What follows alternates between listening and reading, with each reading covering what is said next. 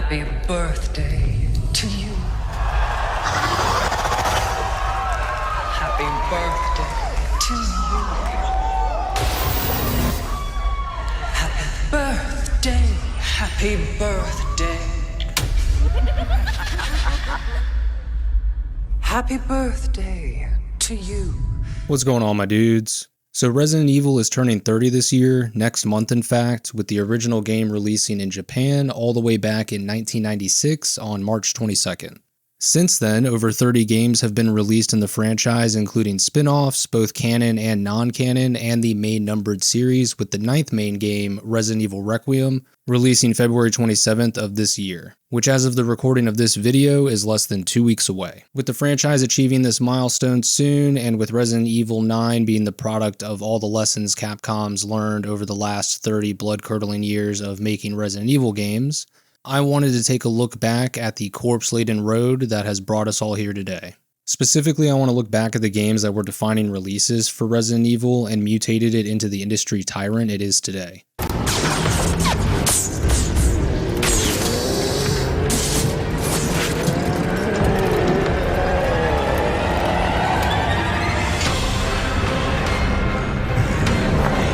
So I dug through the old stash box and picked 4 RE games that in my opinion were defining releases for the franchise. Each of these games would further mutate Resident Evil into the biohazard baron of blood, guts, and horror we know today. But before we dive in, if you're enjoying the video so far, would you kindly roundhouse kick that like button? And while you're down there, if you want to see more videos like this one, boulder punch that subscribe button. With that out of the way, we can begin with the game that kicked off the viral biohazard survival horror craze.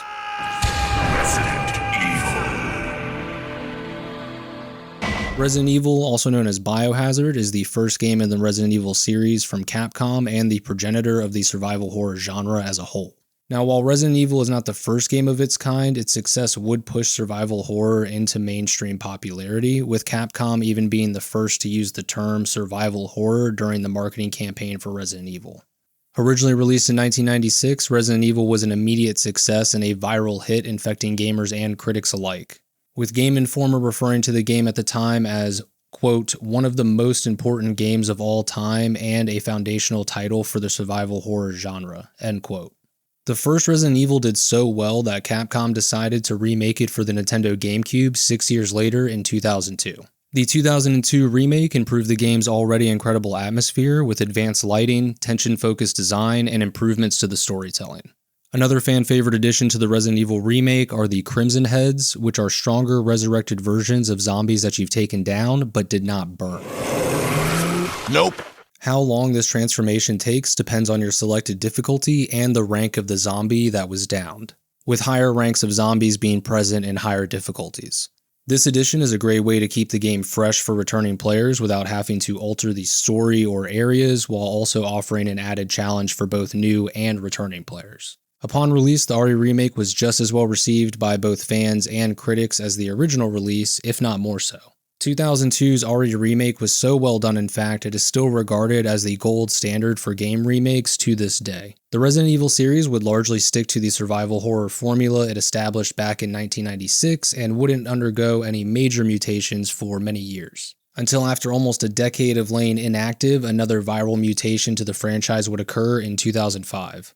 That year, Capcom would release yet another Resident Evil that would go viral, popularizing an entire genre and mutating the franchise, for better or for worse, into an industry tyrant. Resident Evil. Thank you. Before moving forward, I should define what survival horror is to me and I think most people. Survival horror is a subgenre of video games that emphasizes tension, vulnerability, resource management, and puzzle solving in a horror-themed environment. And as mentioned before, the term was originally coined by Capcom in 1996 during the promotional campaign of Resident Evil, though the term can retroactively fit certain games that were instrumental in building the genre, such as 1992's Alone in the Dark. I think it is important to define what the survival horror genre is when discussing Resident Evil 4, as it mutates the formula, adding emphasis to gameplay mechanics that, while present in prior games, were not a core focus.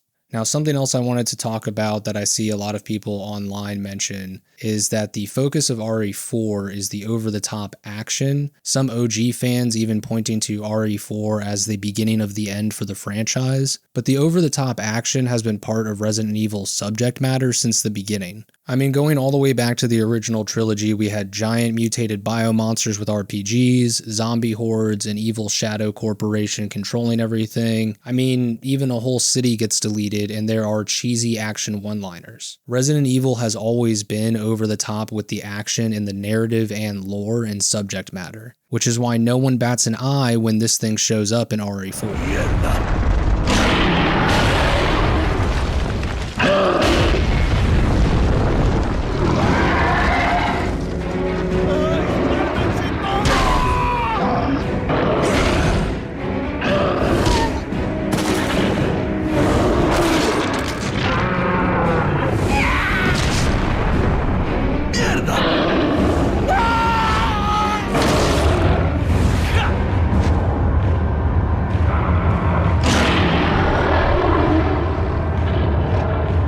That said, there were a number of additions to the RE formula brought on by one major change made in RE4 that we all know.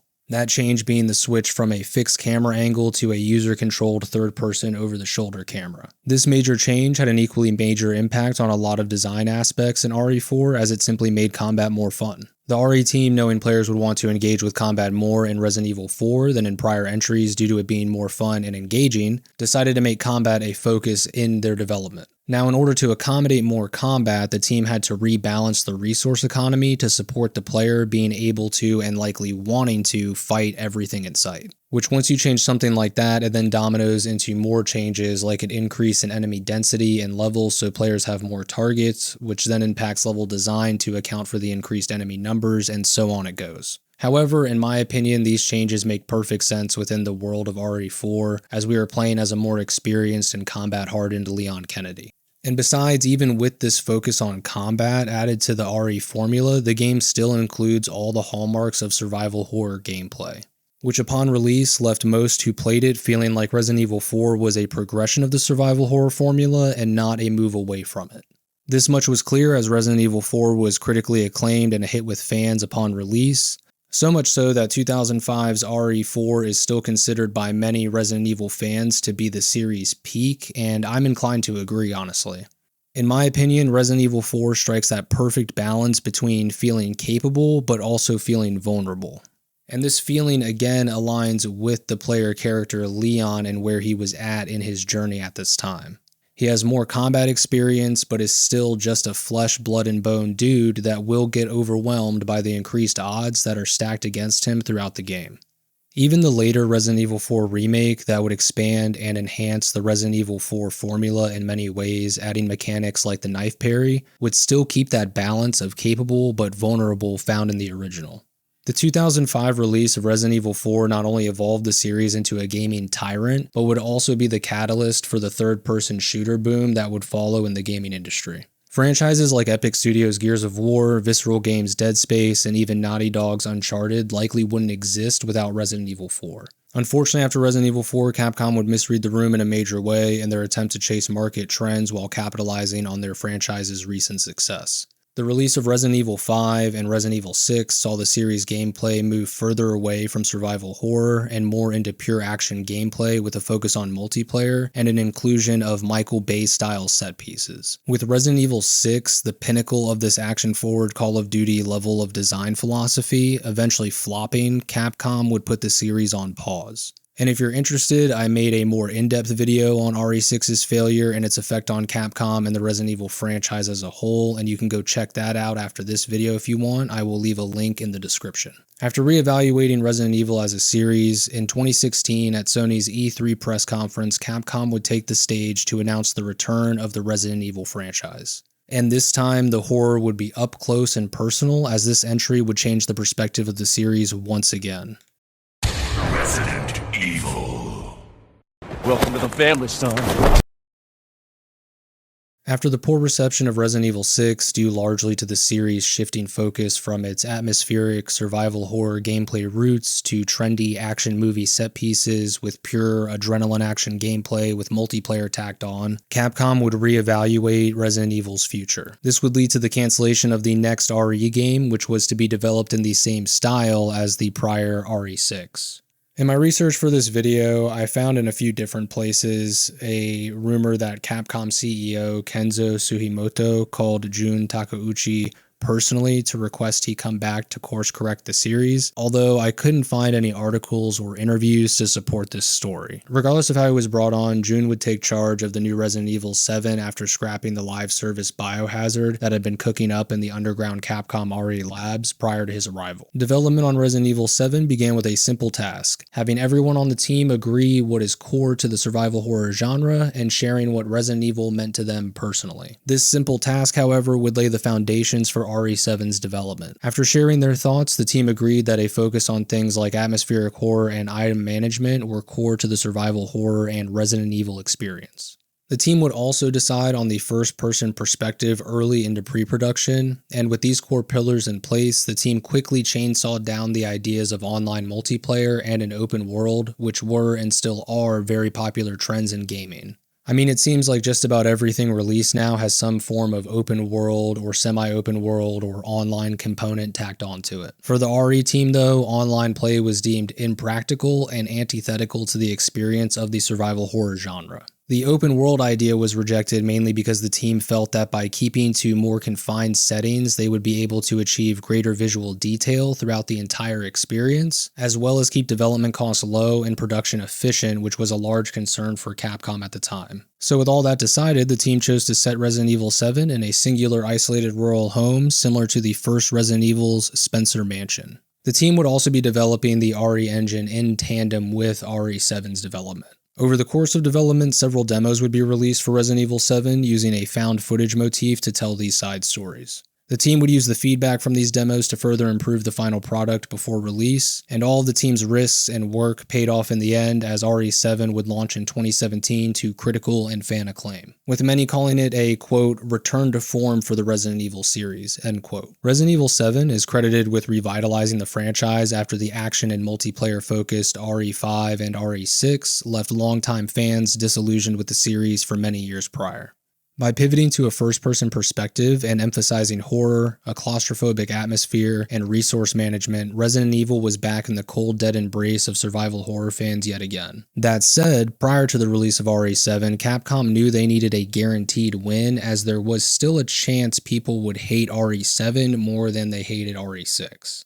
So shortly after Capcom greenlit the development of the RE engine and the new vision for RE7, they greenlit another team to work on their guaranteed viral Biohazard success that was sure to regain fan trust if RE7 failed. Resident Evil.